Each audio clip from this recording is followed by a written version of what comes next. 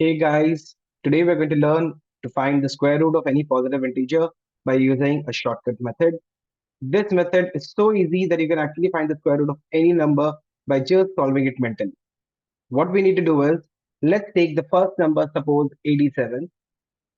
We'll take two perfect squares just before 87 and after 87, that is 81 and 100 respectively. 81 is the square of 9.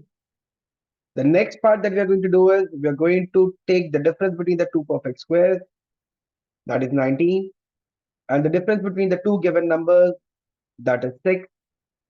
So the square root of 87 can directly be given as 9 plus 6 by 19, which will result an approximate value of 9.31.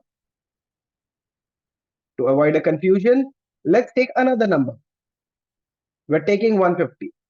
So a perfect square just before 150 will be 144 and just after 150 will be 169. 144 is the square of 12. 169 is the square of 13. The difference between two perfect squares is 25. Difference between these two numbers is 6 and these two numbers is 19. In the previous one we did not use the right hand side. This time we're using the right hand side. Why? We're just going to do that.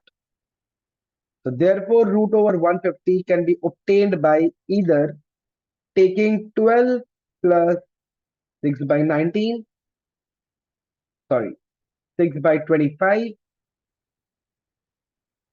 that will result in the value 12.24, or root over 150 can also be taken as the number after, that is 13, minus the difference, that is 19, and the difference between the two perfect square, that is 25, which will still result in the same answer as 12.24. So we might get confused whether this method is used for decimal numbers or not.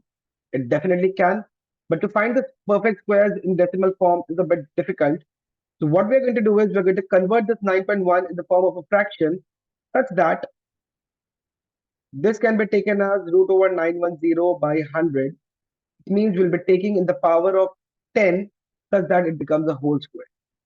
So we get this as 1 by 10 root over 910. So then again we'll solve 910 by the method that we've just learned. A perfect square before 910 and after 910. So this is the square of 30.